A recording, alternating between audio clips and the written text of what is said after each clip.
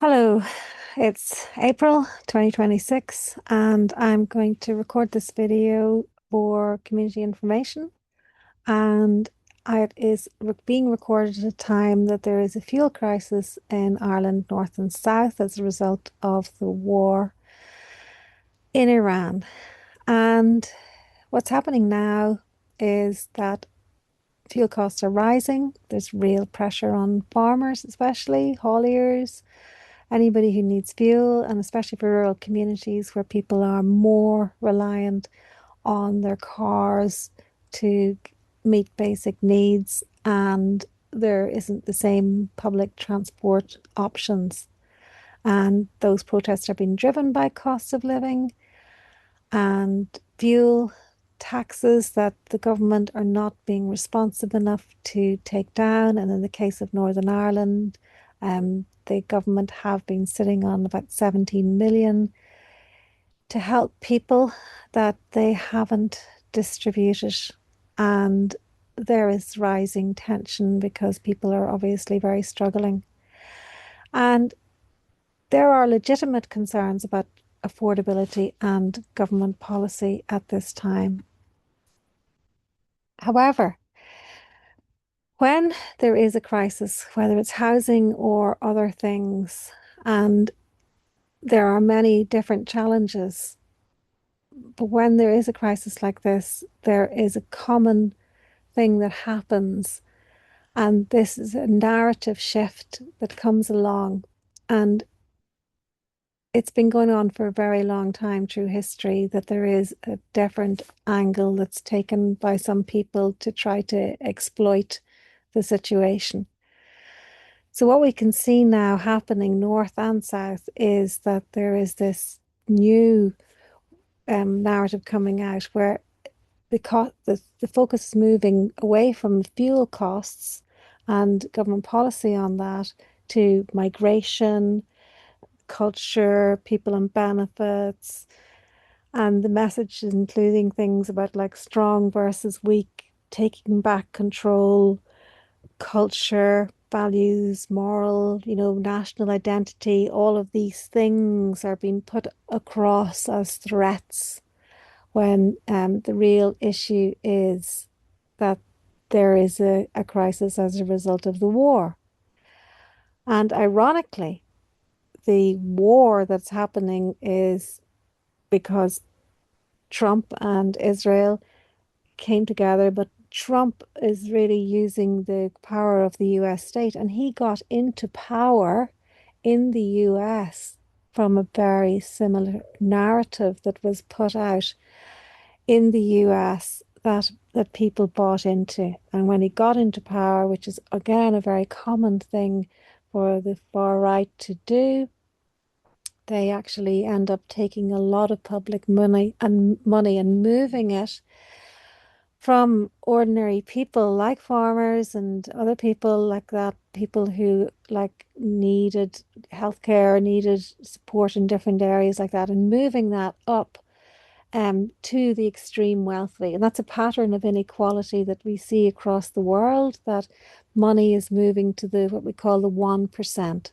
and that is really deepening inequality, and everybody's suffering for that, including farmers, who are struggling to maintain the future of family farms as there is so much, really exploitation by big organizations, whether it's processors or supermarkets, and there needs to be change because that's really deepening inequality.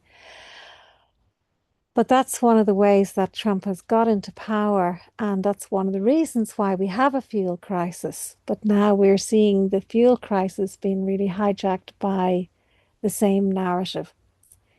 And there's no direct link between migration, minority groups, and the fuel crisis and fuel prices. So this happens whenever like there's real struggles and there's really important issues, but then you get this infiltration of really emotional messages, of blame being redirected to migrants, people claim benefits or the woke and on all of this. And attention gets diverted and distracted. Um, and the real root cause, can be ignored at times because people are being really influenced or redirected and new targets are invented. So those fuel prices are really being driven, like we talked about, Trump's war and the impact on the global energy market and supply disruptions and geopolitical conflict. But like I think obviously the issues in North and South are about how the government's responding to that or failing to respond to that. But it's not caused by migrants or people on benefits or people who live and are part of our communities. Those legitimate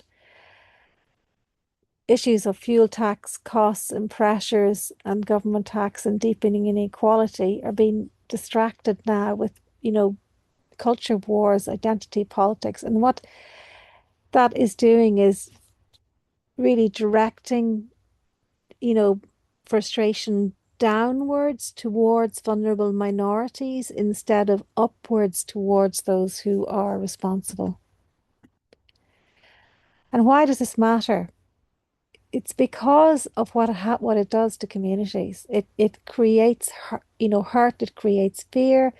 It divides communities, and it raises a lot of tension in communities. It really weakens the collective voice that's actually really needed to make the change for justice for farming communities, rural communities, and whatever the issues are. And it delays real solutions because of the distraction. It takes the focus away from, those in power who we need, to make policy in the public interest. And it targets vulnerable minorities rather than the real issues through creating, a lot of division and a lot of fear and a lot of distraction. And it frames some people as being more civilized and more superior than others. And it judges some people as like less than, they're not really fit to belong. And it really is a social control toolkit that people use to get power and to keep power, and it has been used for hundreds of years. This is the othering stories that happens. This is a process of like this narrative really, defining, identifying, defining, who's us, who's the in group, and you know who the in group is, and then differentiating other people, from us. They're the others, right?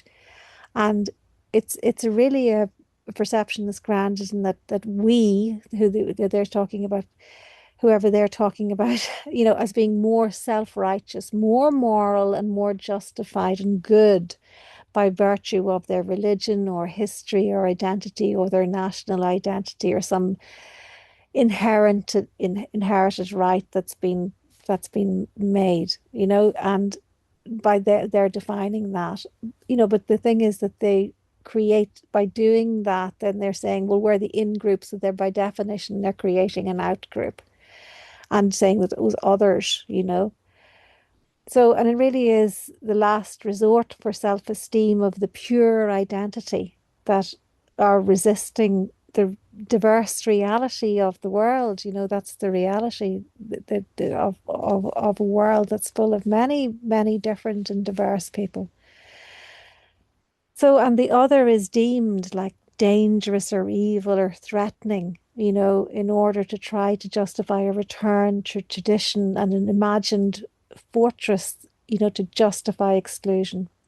And it raises anxiety of threat for people who may never have thought of that there is a threat from these people, minority groups or people who wanted to have, um, be treated equally or, have equal rights or anything like that. It raises and then implants this story that they are somehow a threat.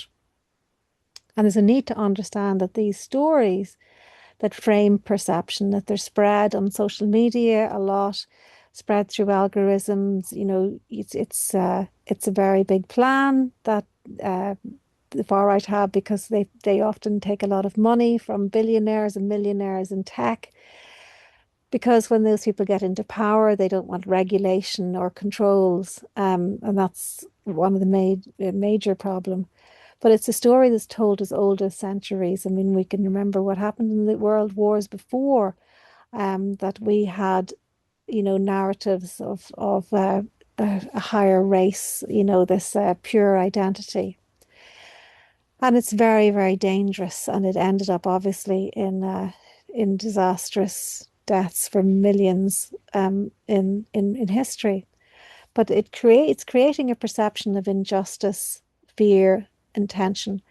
And that can gradually build through this process of othering into and lead to violence. This is particularly important for Northern Ireland. And because the history in Northern Ireland is of division and is of identity-based conflict, but also there is a history of violence. And the history is there of us versus them. And this carries a deeper meaning, and it brings a greater risk because of the decades and generations who previously have responded with violence in Northern Ireland. And economic issues can quickly become identity tensions, and that's a reality for what's happened here. So bringing in this new element, a far right narrative into Northern Ireland is extremely dangerous. This risk of using language to create mistrust, to deepen division and echo past conflicts is not helpful. And protests can shift from policy that needs to change to identity-based othering, and we can see that happening now. And that's sort of putting us at risk of increasing tensions, challenges with community cohesion impacts, and that can change stability over to conflict and lead on eventually to violence.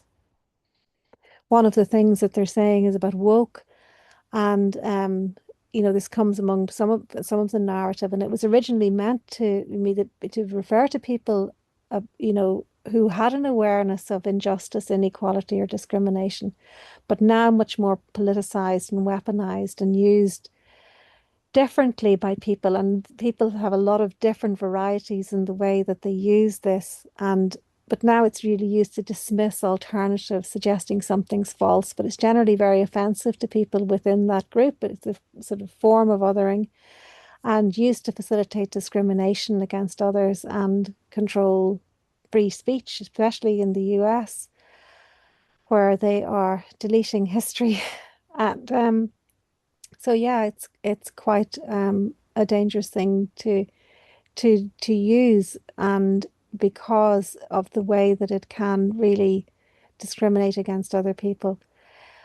But it's becoming increasingly used as an emotional trigger to claim victim status rather than acknowledge that other people also have status and rights. But the real alternative to that is actually good. It's inclusion. It's actually solving challenges together and having empathy and listening and understanding to other people and working together towards building inclusive change so nobody really is left behind. And we can talk to other people and work with other people and work together for justice for everyone, which is a better idea than calling people woke. Another thing that's been used is like saying morals and value and culture, that all of these things are under threat, that culture's under threat, that we need to protect our values, we need to take back control. And this again is a very common narrative being used across the world, for this particular element. And it's really to create fear and really to create division in communities in order to control and manage, and really attempts to define who is us and who is them. And really cultures, evolve. They're shaped by people and history and shared experiences over generations. And we have to remember that if in the UK that there is this colonial legacy that still impacts people and still impacts mindset, whether even some people are unconsciously impacted by that colonial legacy that brought millions of slaves to the country over time and it built a lot of the wealth and the that made the country what it is today on the basis of slavery. So that mindset can create a sort of a superior and inferior, thought about people and different people. But history tells us that this does not end well. What morals and values actually mean is fairness and respect and dignity and looking after others and solidarity. And you can see the evidence, for that in the Common Cause Foundation. You can see that really 75% of people, or more, slightly over that, actually share this really, common cause of actually caring for somebody. It's only a minority who are really out for themselves. And values is actually something really important that is important to unite people because we do share that common cause because values are shared. And values shouldn't be used as a claim to, divide people because it is something that really unites people. So, what do strong communities do in this situation? And there's a lot that people can do is stay focused and stay united on real issues. If it's not lowering prices and fuel or whatever it is that the issue is, it's not solving the problem. And questions need to be asked whenever this has been told, it's like what exactly are migrants having to do with, affecting fuel prices or affecting housing prices? They don't. It's not. It's to do with government policy, and the way that we change policy is by coming together, not dividing and on this. So this is a global issue. Why blame local people in our community? Why target vulnerable people whenever they're not the cause of this? And in reality, we're all under pressure and dividing people won't fix it.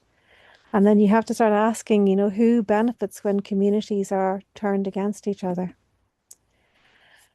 Strong communities don't blame vulnerable groups. They're kind, inclusive, listening and talking to rehumanize people to counter that narrative.